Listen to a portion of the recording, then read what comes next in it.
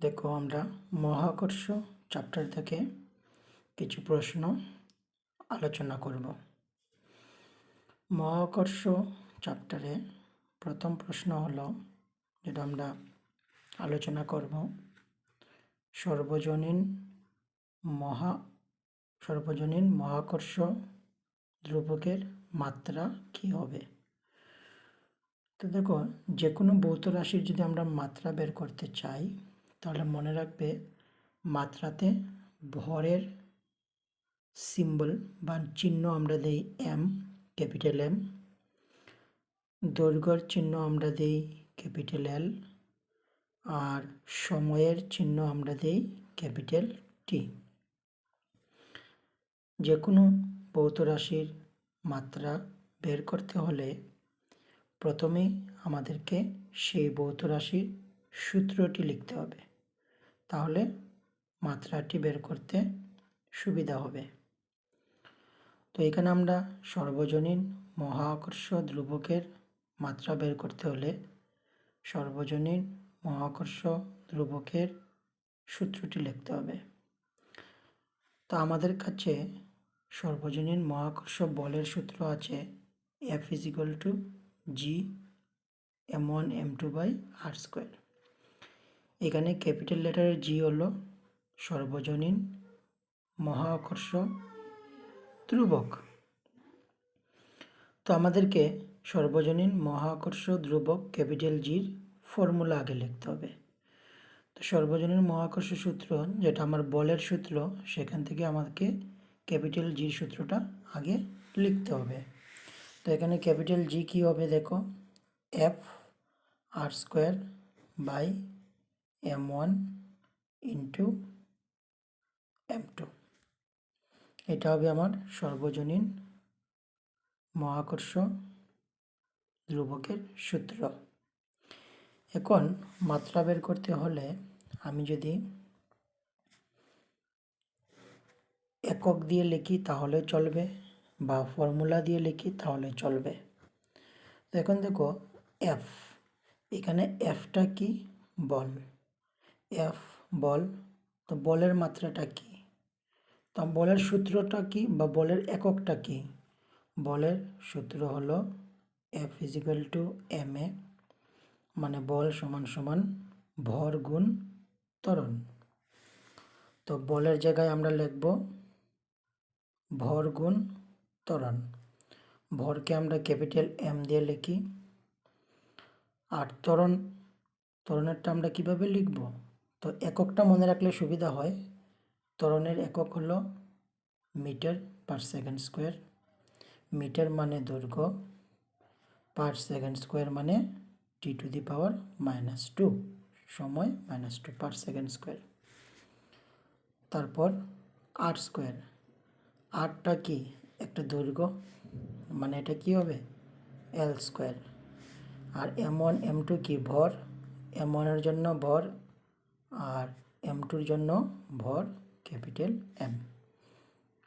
এখন এগুলোকে যদি আমরা একটু গুছিয়ে নিই, তাহলে এম, এল একটা, এল দুটা, a⁴m+n মানে L3t−2/m m², a⁴m+n দিয়েও বলতে পারো। তাহলে এখানে আমার কি দাঁড়াচ্ছে, এম, 2টা উপরে যাবে, তো কী হয়ে যাবে, 2টা উপরে গেলে 1 - 2 -1 L3t−2। তাহলে আমার সূত্রটা কি দাঁড়ালো, m−1 L3t−2।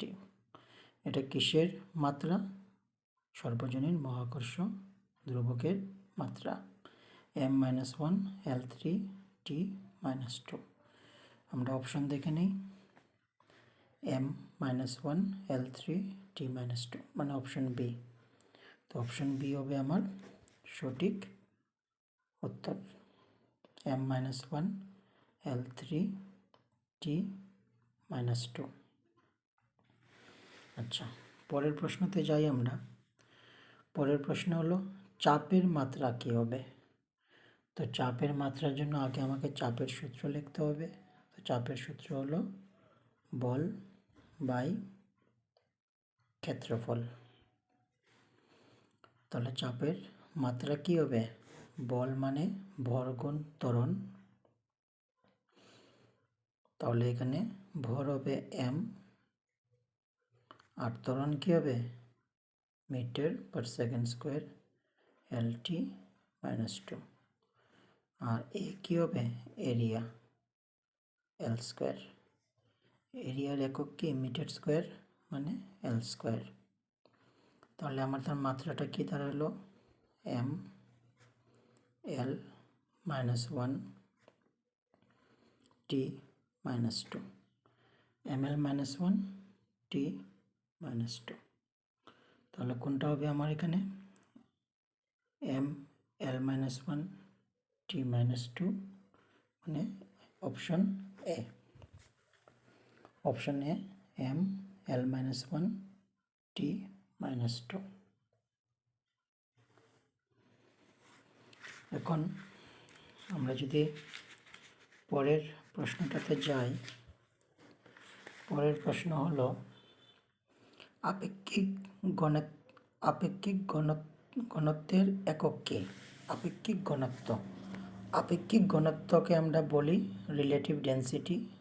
আপেক্ষিক ঘনত্বের ইংলিশের নাম হলো রিলেটিভ ডেন্সিটি। তো আপেক্ষিক ঘনত্বর সূত্রটা কি? আপেক্ষিক ঘনত্বের সূত্র হলো যে কোনো বস্তু বা যে কোনো পদার্থের ঘনত্ব, আমরা যে পদার্থের আপেক্ষিক ঘনত্ব বের করব সেই পদার্থের ঘনত্ব বাই কার ঘনত্ব? জলের ঘনত্ব, density of water at 4 degree Celsius. তো এটা হবে তার সূত্র। এখন একক যদি আমরা বের করতে চাই, ঘনত্বের একক কি? KG per metre cube. ঘনত্বের ফর্মুলা ভর বাই আয়তন কেজি পার মিটার কিউব। আর জলের ঘনত্ব সেটাও কি? KG per metre cube. একক তো পরিবর্তন হবে না, কেন দুটোই ঘনত্ব। তো একক যদি পরিবর্তন না হয়, আমার উপরে ঘনত্ব আর ডিনোমিনেটর নিচের ঘনত্ব কী হয়ে যাবে? ক্যান্সেল হয়ে যাবে। তো উপরে কেজি পার মিটার কিউব, নিচেও কেজি পার মিটার কিউব। তো ক্যান্সেল হয়ে তার কোনো একক কী হবে? তার কোনো একক থাকবে না, কোনো একক থাকবে না। এর জন্য এর উত্তর হবে অপশন সি, তার কোনো একক নেই। কার একক নেই? আপেক্ষিক ঘনত্ব। আচ্ছা, এখন আমরা পরের প্রশ্নতে চলে যাই। নেক্সট কোয়েশ্চেন কি? দুটি বস্তুর মধ্যে দূরত্ব যদি পূর্বের দূরত্বের অর্ধেক হয় তবে ওই বস্তু দুটির মধ্যে মহাকর্ষ বল কত হবে? দুটি বস্তুর মধ্যে দূরত্ব যদি পূর্বের দূরত্বের অর্ধেক হয় তবে মহাকর্ষ বল কত হবে? তো মহাকর্ষ বলের সূত্র আছে আমাদের কাছে, F = G m1 m2/r²। সেটা আমার মহাকর্ষ বলের সূত্র। এখন আমি পরিবর্তন করলাম F ড্যাশ, ক্যাপিটাল জিটা ধ্রুবক। আর আমাদের প্রশ্নে ভরের ব্যাপারে কিছু বলা নেই, মানে ভরটাও ধ্রুবক, বাই দূরত্বটা কি বলা আছে? দূরত্ব হয়েছে পূর্বের দূরত্বের অর্ধেক। তো পূর্বের যদি আর হয়, আর এর অর্ধেক কি? r/2 square. তাহলে F dash = G m1 m2/r²/4। তাহলে F ড্যাশ = 4টা উপরে চলে যাবে, 4 × G m1 m2/r²। তাহলে F dash = 4 G m1 m2/r² কি? Fটা কি? G m1 m2/r²। তো F ড্যাশ = 4 × F, মানে F ড্যাশটা আমার F এর কী হবে? 4 গুণ। তো আমার উত্তরটা হবে 4 গুণ, মানে অপশন সি, 4 গুণ। আচ্ছা, এখন আমরা নেক্সট কোশ্চেনে যাই। পরের প্রশ্নে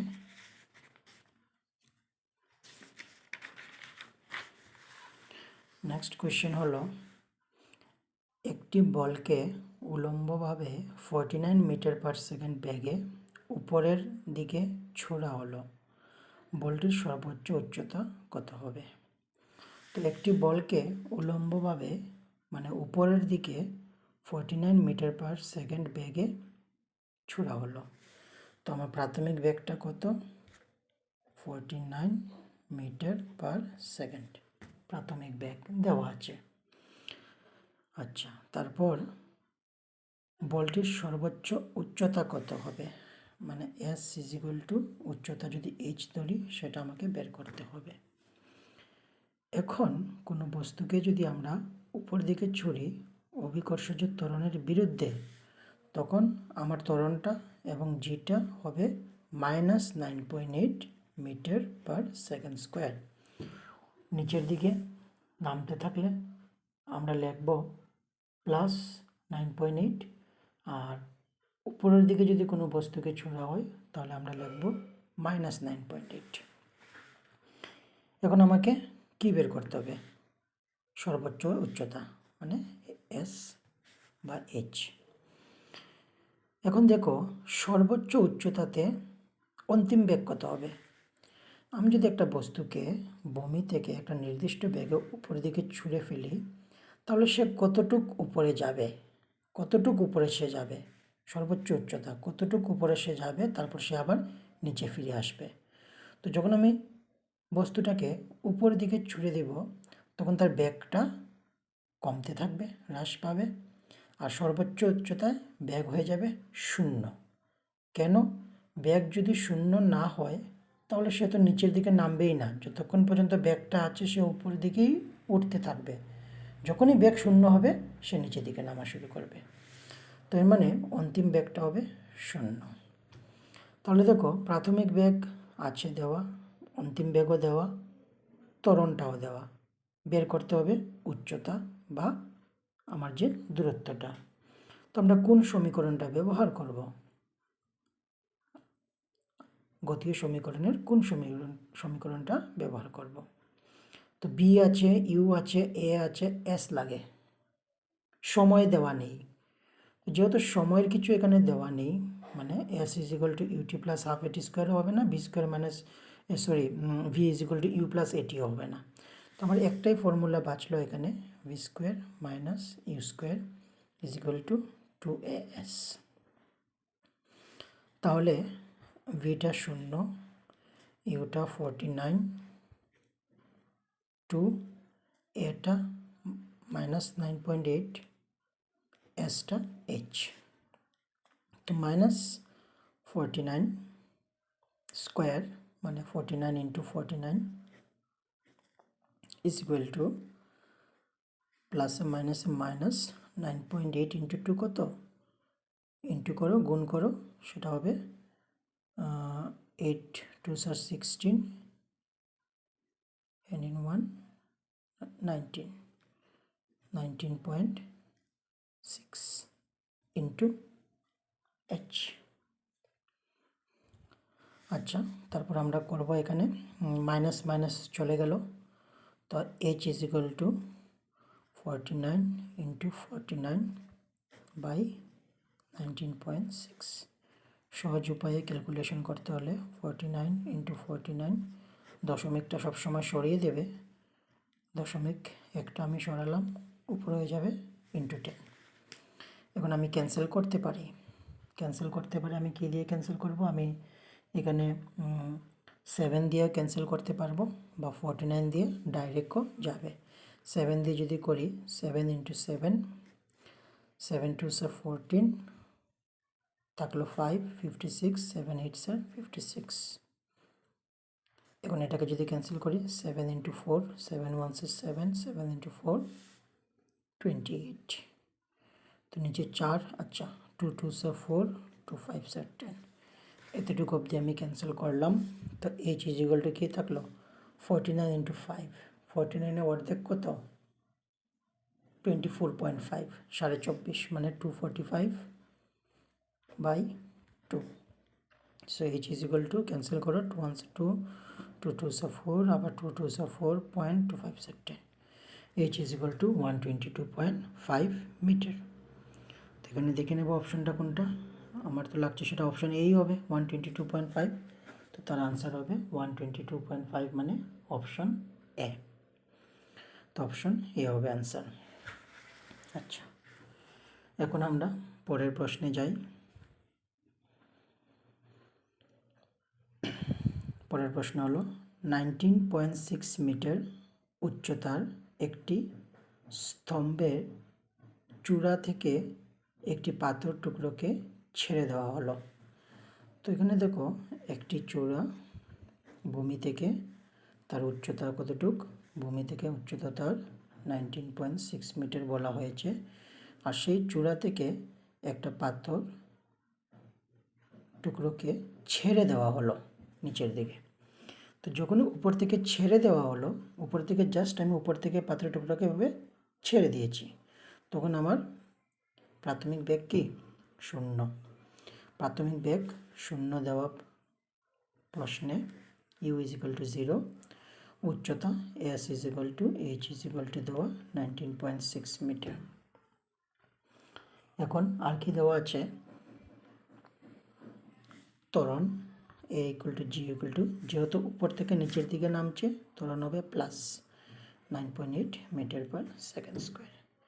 আমাকে কি বের করতে হবে, আমাকে বের করতে হবে ভূমিতে স্পর্শ করার মুহূর্তে এর চূড়ান্ত বেগ, মানে চূড়ান্ত বেগ নির্ণয় করতে হবে, মানে V is equal to question mark. এখন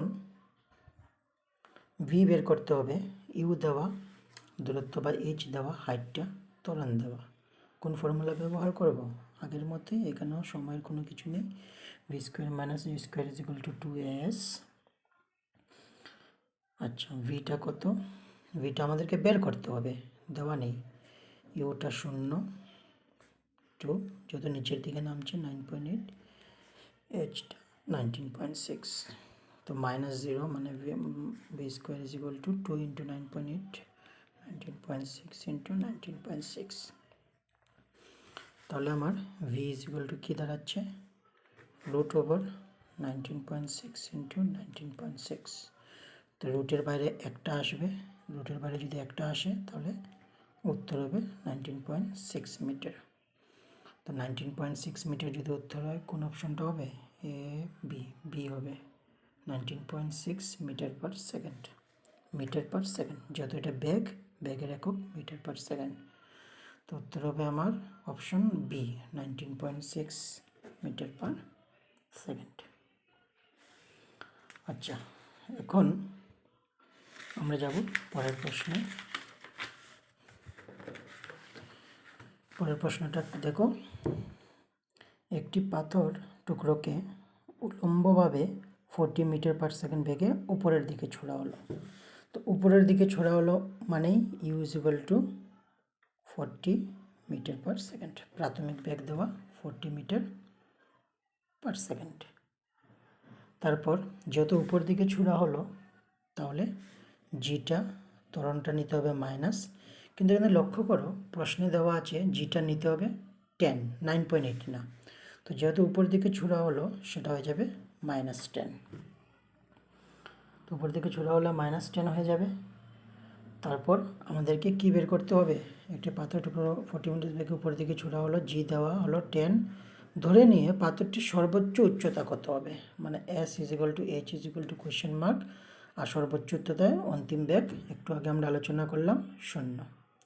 তো খুব simple formula, V square minus you square is equal to 2as, 0 square minus 40 square 2 into এটা হয়ে যাবে -10, আর এসটা এইচ আমরা বের করব। তো -40 ইন্টু 40 -20h, মাইনাসটা কম্পেয়ার করে আমরা ক্যান্সেল করে দিতে পারবো। 40 ইন্টু 40/22 মানে H is equal to 40 into 2 হয়ে যাবে 80 মিটার। তো 80 মিটারের অপশনটা দেখে নেই, 50 metre, 60 metre, 80 metre, option C হবে আমার তার সঠিক উত্তর, সি। আচ্ছা, এখন আমরা পরের কোশ্চেনটা দেখে নিই। পরের কোশ্চেনটা কি? পরের কোশ্চেনটা দেখো, 100 মিটার উচ্চতায় একটি স্তম্ভের শীর্ষ থেকে একটি পাথরের টুকরোকে ছেড়ে দেওয়া হলো। মানে একটি স্তম্ভ যার উচ্চতা 100 মিটার, একটি স্তম্ভ আমরা নিলাম, সেই স্তম্ভের মোট উচ্চতা হলো 100 মিটার। তো একটি 100 মিটার উচ্চতা একটি স্তম্ভ, আর সেই স্তম্ভের শীর্ষ মানে এই বিন্দু থেকে একটি পাথর টুকরোকে ছেড়ে দেওয়া হলো। তো সেই স্তম্ভের শীর্ষ থেকে যদি একটা পাথরের টুকরোকে ছেড়ে দেওয়া হয় নিচের দিকে, তাহলে এখানে প্রাথমিক বেগ কত? 0। তারপর কি দেওয়া আছে দেখি, ছুড়ে দেওয়া হলো। এবং একই মুহূর্তে ভূমি থেকে আরেকটি পাথরের টুকরোকে 25 মিটার পার সেকেন্ড বেগে উলম্ব দিকে নিক্ষেপ করা হলো। মানে একই সময়ে উপর থেকে নিচের দিকে একটা পাথরের টুকরো ছুড়ে দেওয়া হলো, আর সেই একই সময়ে আমার ভূমি থেকে উপরের দিকে একটি পাথরকে ছোড়া হলো, আর তার বেগ দেওয়া প্রাথমিক বেগ 25 মিটার পার সেকেন্ড। তো নিচে থেকে 25 মিটার পার সেকেন্ডে একটি পাথর টুকরোকে উপরের দিকে ছোড়া হলো, আর উপর থেকে ছেড়ে দেওয়া হলো একটি পাথরের টুকরোকে একই সময়ে। এর জন্য ছেড়ে দেওয়া হলো না উপরে থেকে, উপরে প্রাথমিক বেগ কি? 0। আর নিচে থেকে যে ছোড়া হলো তার প্রাথমিক বেগ কি? 25 মিটার পার সেকেন্ড। এখন আমাদের প্রশ্ন কি? প্রশ্ন হলো, প্রশ্নটা দেখি, 25 মিটার। ওকে, পাথর দুটির সাক্ষাৎ কখন হবে? পাথর দুটির সাক্ষাৎ কখন হবে, মানে যে সময় কখন গিয়ে হবে সাক্ষাৎ, সময়টা বের করতে হবে। তো সাক্ষাৎ এই 100 মিটারের মধ্যে কোথাও না কোথাও সাক্ষাৎ হবে, কোথাও কোন জায়গায় সাক্ষাৎ হবে আমরাও জানি না, কিন্তু যে কোনো একটা বিন্দুতে সাক্ষাৎ হবে। এটা নিচে নামবে, এটা উপরে যাবে, যে কোনো একটা বিন্দুতে সাক্ষাৎ হবে। সেই সাক্ষাৎ বিন্দুর সময়টা বের করতে বলা হয়েছে। তো আমরা ধরে নিতে পারি এমন একটা বিন্দুতে সাক্ষাৎ হলো, ধরে নিলাম, এটাকে এ বিন্দু দিয়ে দিই, এটাকে বি বিন্দু, এটাকে সি বিন্দু। তো এমন একটা বিন্দুতে সাক্ষাৎ হলো যেখানে, এমন একটা বিন্দুতে সাক্ষাৎ হলো যেখানে দূরত্বটা এক্সটা আমরা এখানে সি থেকে বি পর্যন্ত নিতে পারি বা এ থেকে বি পর্যন্ত নিতে পারি, সেটা আমাদের উপর নির্ভর করে। ধরে নেই এ থেকে বি পর্যন্ত এক্স দূরত্বের সাক্ষাৎ হলো, তাহলে বি থেকে সি পর্যন্ত কতটুকু বাঁচলো? টোটাল কি 100 কোশ্চেনে দেওয়া। তো আমরা ধরে নিলাম এমন একটা বিন্দুতে সাক্ষাৎ হলো যেখানে এ থেকে দূরত্ব এক্স। তো বাকি থাকলো কি? বাকি থাকলো 100 মাইনাস এক্স। মানে এ থেকে বি যদি আমরা এক্স ধরি, বি বিন্দুতে সাক্ষাৎ হয়, তাহলে বাকি দূরত্বটা বি থেকে সি হবে 100 মাইনাস এক্স। মানে এক্সটা আমরা আমাদের জানা নেই, কিন্তু এক্সটা তো প্রশ্নও করিনি, প্রশ্ন করেছে সময়টা। সময়টা প্রশ্ন করলেও আমরা সেই এক্সের সাপেক্ষেই সেটাকে করব, ধরতে হবে, নাহলে হবে না। তো এখানেও আমরা গতীয় সমীকরণ ব্যবহার করব। তো গতীয় সমীকরণ, এখানে দেখো গতিটাকে যদি আমি দেখি, এখানে দু ধরনের গতি আছে। এক ধরনের গতি হলো উপর থেকে নিচের দিকে, আর একটা গতি হলো নিচে থেকে উপর দিকে। তো এখানে দুটো কেস আমরা আলাদা আলাদা করতে হবে। প্রথম ফার্স্ট কেস ধরে নিই, ফার্স্ট কেস আমরা ধরে নিই উপর থেকে নিচের দিকে। তো প্রাথমিক বেগ দেওয়া 0, দূরত্বটা S is equal to h is equal two দূরত্বটা এক্স, আর কি দেওয়া আছে? আর তো কিছু দেওয়া নেই। তো আর কিছু দেওয়া নেই মানে আমরা সমীকরণটা, আচ্ছা ত্বরণটা আমরা লিখতে পারবো, যত নিচের দিকে নামছে a equal to g equal to plus 9.8 metre per second square, ত্বরণটা লিখতে পারবো। তাহলে আমাদের এখানে দূরত্বটা এক্স সেটাও জানা নেই, আর সময়টাও জানা নেই। আর সময়টা তো বের করতেই হবে, কেন? আমাদের কোয়েশ্চেনই হয়েছে সময়টা বের করা, কখন সাক্ষাৎ করবে, সময়টা বের করা কখন। তো এখানে আমরা যেহেতু সময়টা বের করতে হবে, আর এক্সটা আমাদের হাতে আছে, প্রাথমিক বেগ আছে, অন্তিম বেগের কোনো সিনই নেই এখানে, অন্তিম বেগ তো দেওয়াই নেই। তো অন্তিম বেগ যদি দেওয়া না থাকে ভির ফর্মুলা হবে না, তো আমরা v is equal to you plus at, v square minus you square is equal to 2as, এই দুইটা ফর্মুলাকে আমরা অ্যাভয়েড করি, কারণ বি এখানে কিছু বলা নেই। তাহলে আমরা ফর্মুলা অ্যাপ্লাই করব, S is equal to U T plus half A T square. তো এখানে এসটা কত এক্স, ইউটা কত 0 ইন্টু টি প্লাস হাফ, এটা কত 9.8 ইন্টু টি স্কোয়ার। তো এক্স ইজ ইকুয়াল টু 0 গুণ টি 0, এটাকে আমি যদি ক্যান্সেল করে দিই 4.9, তো x is equal to 4.9 t square একটা সমীকরণ পেয়েছি। এখন আর কিছু করতে পারবো না, এক্সও জানা নেই টিও জানা নেই। তো আমরা দ্বিতীয় কেসটা করি। এখন আমাদের টার্গেট হলো সেই সময়টা বের করা, যে সময়ে সাক্ষাৎ হবে। তো দ্বিতীয় কেসটা যদি দেখি, ভূমি থেকে কত বেগে ছোড়া হলো 25 মিটার পার সেকেন্ড। তো দ্বিতীয় কেসে ইউ কি 25 মিটার পার সেকেন্ড, দ্বিতীয় কেসে ইউ। তো দ্বিতীয় কেসে ইউ যদি 25 মিটার পার সেকেন্ড হয়, তাহলে বি পর্যন্ত আমরা ধরলাম বি বিন্দুতে সাক্ষাৎ হবে এক্স, সেটা জানি না আমরা। তো বি বিন্দুতে আমার দূরত্বটা কতটুক 100 মাইনাস এক্স।